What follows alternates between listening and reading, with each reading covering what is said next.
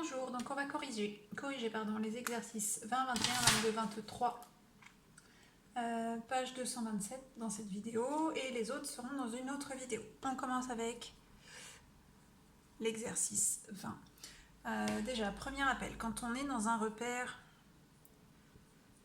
OIJ, orthonormé ou non, le fait de dire qu'un vecteur U a pour coordonnées x, y, ça signifie qu'on peut décomposer le vecteur U en x fois le vecteur i plus y fois le vecteur j.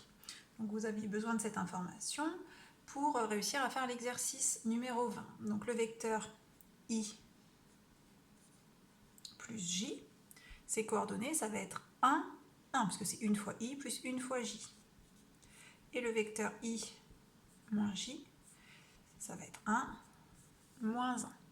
Du coup, si je veux calculer le produit scalaire de i plus j par i moins j. Alors le produit scalaire, parce qu'on me demande de montrer que les vecteurs sont orthogonaux. Si j'arrive à calculer le produit scalaire et que je montre que c'est 0, eh bien j'aurai réussi à montrer que mes vecteurs sont orthogonaux.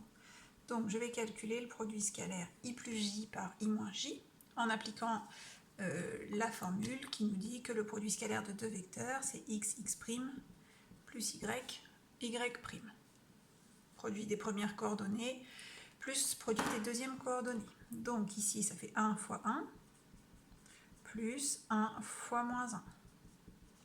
Ce qui fait 1 fois 1, 1, moins 1, 0. Donc les vecteurs sont bien orthogonaux puisque leur produit scalaire est nul. On va passer à l'exercice 21. Alors, dans cet exercice 21, on a un repère OIJ orthonormé. Les coordonnées d'un point A, moins 2, 2, d'un point B, 1, 3, et les coordonnées de deux vecteurs U et V. Donc U a pour coordonnées 2, 5, puisqu'il est égal à 2 fois I plus 5 fois J, et V a lui pour coordonnées moins 1, 3. Alors, il faut calculer les coordonnées, les produits scalaires OA, scalaire OB. Alors, le vecteur OA, puisque O est l'origine du repère, a les mêmes coordonnées que le point A. Pareil, le vecteur OB a les mêmes coordonnées que le point B. Donc on va pouvoir en déduire que OA scalaire OB c'est égal à x, moins 2 fois 1, plus y, 2 fois 3, on trouve 4. Ensuite, U scalaire V. Donc là, on a directement les coordonnées, donc ça va faire 2 fois moins 1, plus 5 fois 3, donc ça va faire 13, moins 2, plus 15. Enfin, il nous faut AB scalaire U, donc il nous faut les coordonnées de AB dans un premier temps. Donc, la formule pour trouver les coordonnées d'un vecteur en fonction des coordonnées de ses points, c'est celle que je viens d'écrire. Du coup, le vecteur AB a pour coordonnées 1, moins 2, 3, 3, moins 2, 1. On va pouvoir en déduire le produit scalaire de AB par U.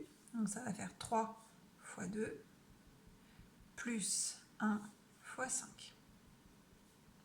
Ce qui fait 11. Donc voilà nos 3 réponses. On va pouvoir passer à l'exercice 22. Donc dans cet exercice 22, on a deux vecteurs de coordonnées donnés dans un repère. Il faut montrer qu'ils sont orthogonaux. Donc comme tout à l'heure, on va calculer le produit scalaire. 1 fois 6 plus moins 3 fois 2, ce qui fait 0. Donc U et V sont bien orthogonaux.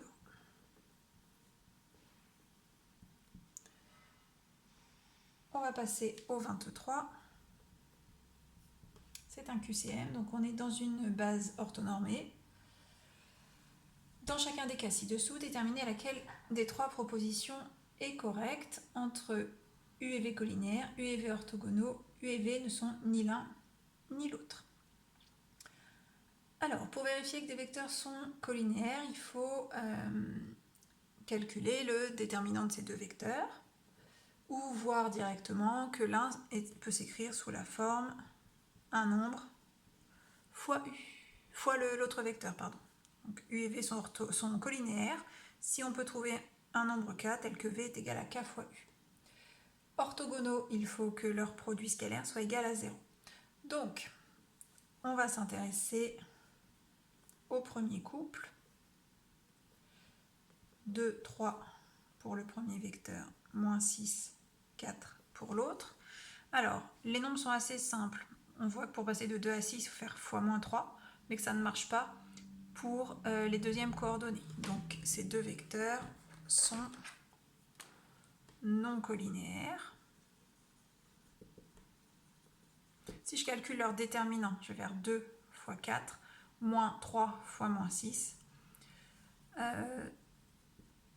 Ça fait 2 fois 4, 8, plus 18, 26, c'est différent de 0. Est-ce qu'ils sont orthogonaux? Donc là, il faut calculer leur produit scalaire. Donc 2 fois moins 6 plus 3 fois 4. Donc là, en effet, 2 fois moins 6, ça fait moins 12, plus 3 fois 4, 12, ça fait 0. Donc ceux-là, ils sont orthogonaux.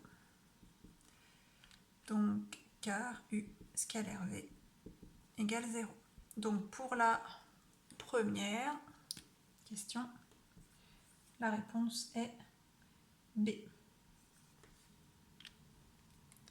Je vais effacer pour pouvoir faire la deuxième. Alors, deuxième couple de vecteurs, U, moins 0,5, moins 1, V, 2, 4.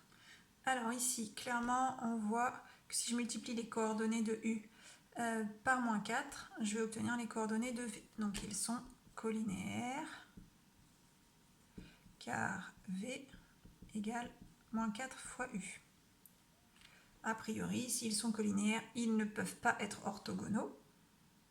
On va le vérifier en calculant le produit scalaire. Donc, moins 0,5 fois 2, ça fait moins 1. Donc, moins 1 plus moins 1 fois 4, moins 4, ça fait moins 5.